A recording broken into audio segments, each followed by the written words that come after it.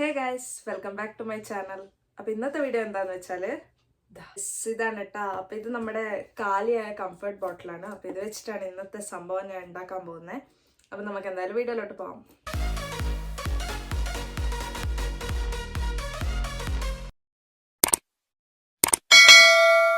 നിങ്ങളുടെ വീട്ടിലും ഇതേമാതിരിയുള്ള കാലിയായ comfort bottles ഒക്കെ ഉണ്ടെന്നുണ്ടെങ്കിൽ വേഗം എടുത്തിട്ട് വന്നാൽ നമുക്കൊരു കിടിലൻ സംഭവം ഉണ്ടാക്കിയെടുക്കാം. അപ്പോൾ ആദ്യം തന്നെ ഞാൻ ഈ ബോട്ടിലിന്റെ കവർ ഒന്ന് കട്ട് ചെയ്തെടുക്കുന്നുണ്ട്. അങ്ങനെ കവറൊക്കെ കട്ട് ചെയ്തതിന് ശേഷം ഞാൻ പെൻസിൽ എടുത്തിട്ട് ഇതേമാതിരി വരച്ചു കൊടുക്കുന്നുണ്ട്. എന്നിട്ട് നമുക്ക് അടുത്തതായിട്ട് അതും കൂടി ഒന്ന് കട്ട് ചെയ്തെടുക്കണം. അപ്പോൾ കട്ട് ചെയ്യുമ്പോൾ നമ്മൾ സൂക്ഷിച്ചിട്ട് വേണം കട്ട് ചെയ്യാൻ വേണ്ടിയിട്ട്. കാരണം ചെറുതായിട്ടൊന്ന് അങ്ങും ഇങ്ങും ആയിപ്പോയിന്നുണ്ടെങ്കിൽ പിന്നെ അത് കൃത്യമായിട്ട് ആ ബോക്സ് രൂപത്തിൽ കിട്ടൂല.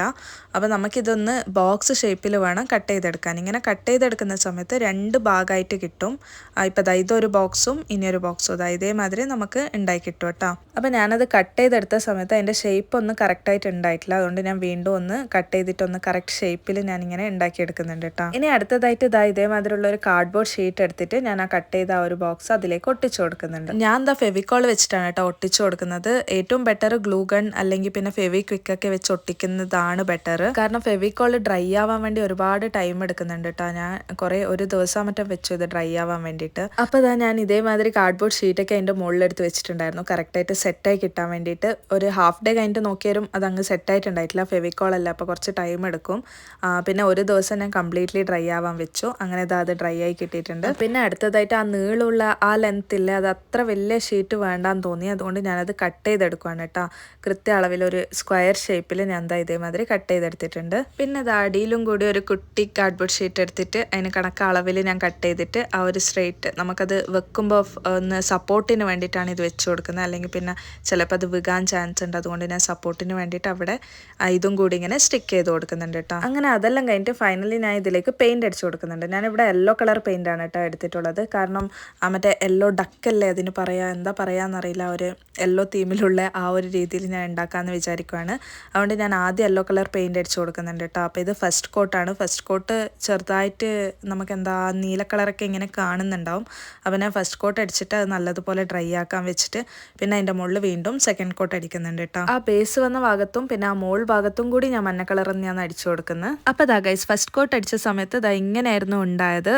അപ്പോൾ അത് അത്ര വലിയ വൃത്തി ഉണ്ടായിട്ടില്ല. ആ ബ്ലൂ കളർ ബോട്ടലിൻ്റെ ആ കളർ അങ്ങനെ കാണുന്നുണ്ടായിരുന്നു. അതുകൊണ്ട് ഞാൻ എന്ത് ചെയ്തു, അതിൻ്റെ മുകളിൽ വീണ്ടും സെക്കൻഡ് കോട്ട് അടിക്കുകയാണ്. ആദ്യമൊക്കെ ഞാൻ വിചാരിച്ചു ഇങ്ങനെ ബോട്ടലിൻ്റെ മുകളിൽ പെയിൻ്റ് അടിക്കുന്ന സമയത്ത് നിൽക്കൂലെന്ന്. പക്ഷേ അത് നിൽക്കുന്നുണ്ട് കേട്ടോ. ആ സെക്കൻഡ് കോട്ട് 3 കോട്ട്സ് അടിച്ചാൽ നല്ല വൃത്തിക്ക് നിൽക്കുന്നുണ്ടായിരുന്നു. പിന്നെ എല്ലാവരും എൻ്റെ വീഡിയോനൊന്ന് സപ്പോർട്ട് ചെയ്യണേ ഗൈസ്. ഒന്ന് ലൈക്കും കമൻറ്റും ഒക്കെ അടിക്കണേ. നിങ്ങളൊക്കെ ഇങ്ങനെ സപ്പോർട്ട് ചെയ്താലല്ലേ നമുക്ക് വീണ്ടും വീഡിയോസൊക്കെ ഇടാൻ വേണ്ടിയിട്ട് ഇങ്ങനെ പ്രോത്സാഹനം കിട്ടുള്ളൂ. അപ്പോൾ നിങ്ങളുടെ സപ്പോർട്ട് ഉണ്ടെങ്കിൽ നമുക്ക് സ്ട്രെങ്ത് കിട്ടും ഗൈസ് വീഡിയോ ഇടാൻ വേണ്ടിയിട്ട്. അതുകൊണ്ട് എല്ലാവരും ഒന്ന് ലൈക്കും കമൻറ്റൊക്കെ ഇട്ടിട്ടൊന്ന് സപ്പോർട്ട് ചെയ്യണേ. പിന്നെ സബ്സ്ക്രൈബും കൂടി ചെയ്യണം കേട്ടോ. അപ്പോൾ ഞാൻ തേർഡ് കോട്ട് അടിക്കുവാണ്. ഇവിടെ പറ്റിയ പ്രശ്നം എന്താണെന്ന് വെച്ചാൽ ഞാൻ 2 കോട്ട് അടിക്കുമ്പോഴത്തേക്ക് എൻ്റെ യെല്ലോ കളർ പെയിൻറ് തീർന്നു പോയി. അപ്പോൾ ഇത് നമ്മുടെ ലെമൺ യെല്ലോ ആണെന്ന് തോന്നുന്നു. ലെമൺ യെല്ലോ കളർ ഞാൻ എടുത്തിട്ട് അതാണ് തേർഡ് കോട്ട് ഞാൻ അടിച്ചു കൊടുക്കുന്നത്. അങ്ങനെ എല്ലാ ഭാഗത്തിലും നീറ്റായിട്ട് അടിച്ചു കൊടുത്തിട്ടുണ്ട്. അപ്പോൾ ഇത് കംപ്ലീറ്റ് ആയുള്ള ലുക്ക് ഇങ്ങനെയാണ്. ഇനി അടുത്തതായിട്ട് ഞാൻ വിചാരിച്ചു അതിന് കുറച്ച് ക്യൂട്ട്നെസ്സും കൂടി ഒന്ന് ആഡ് ചെയ്യാന്ന്. അപ്പോൾ ക്യൂട്ട്നെസ് ആഡ് ചെയ്യാൻ വേണ്ടിയിട്ട് ഞാൻ 2 കളർ ഷീറ്റ് എടുത്തിട്ടുണ്ട്. ഒന്ന് യെല്ലോ കളറും പിങ്ക് കളറും. പിന്നെ അതിലേക്ക് ഞാൻ ചെവി മാതിരി വരച്ചു കൊടുക്കുന്നുണ്ട് കേട്ടോ. ഒരു 4 ചെവി വരച്ചു കൊടുക്കുന്നുണ്ട്. യെസ്, ഇങ്ങനെ വരച്ചെടുത്തിട്ടുണ്ട്. ഇനി അത് നമുക്ക് കട്ട് ചെയ്ത് കൊടുക്കാം. അങ്ങനെ യെല്ലോ കളറിൽ വരച്ചതിന് ശേഷം ഞാൻ പിങ്ക് കളറിലും കൂടി അതിനെക്കാട്ടി യെല്ലോനെക്കാട്ടി കുറച്ച് സൈസ് കുറവിൽ ഞാൻ പിങ്കിലും കൂടി വരച്ചു കൊടുത്തിട്ടുണ്ട്. പിന്നെ അത് രണ്ടും ഞാനിവിടെ ഇങ്ങനെ ഒട്ടിച്ചു കൊടുക്കുകയാണ് കേട്ടോ. അപ്പോൾ നമുക്ക് ആ ഒരു ഇയർസിൻ്റെ ഷേപ്പ് കിട്ടുമല്ലോ, അതിന് വേണ്ടിയിട്ടാണ് ഞാൻ ഇങ്ങനെ ചെയ്തത്. അങ്ങനെ ഞാൻ ഇയർസിൻ്റെ മാതിരി തന്നെ ആ കണ്ണും കൂടി വരച്ചെടുത്തിട്ടുണ്ട്. 4 കണ്ണും പിന്നെ ഈ കാണുന്നത് നമ്മുടെ ബായി രീതിയിൽ ഞാൻ വരച്ചു കൊടുത്തതാണ്, ലിപ്സിൻ്റെ ആ ഒരു ഷേപ്പിൽ.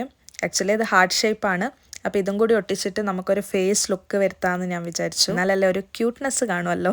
അങ്ങനെ ആ കട്ട് ചെയ്തെടുത്തത് മൊത്തം ഞാൻ അറേഞ്ച് ചെയ്ത് ഇവിടെ സ്റ്റിക്ക് ചെയ്ത് കൊടുക്കുന്നുണ്ട് കേട്ടോ. അപ്പോൾ ഫൈനലി ഞാൻ കംപ്ലീറ്റ് ആയിട്ട് സ്റ്റിക്ക് ചെയ്തെടുത്തിട്ട് അതിൻ്റെ അകത്ത് പെന്നും സിസേഴ്സും അതൊക്കെ ഇങ്ങനെ ഇട്ട് കൊടുത്തിട്ടുണ്ട്. അപ്പോൾ ഇതാണ് ഇതിൻ്റെ ഫൈനൽ ലുക്ക്. നിങ്ങൾക്ക് ഇഷ്ടപ്പെട്ടു എന്ന് വിചാരിക്കുന്നു.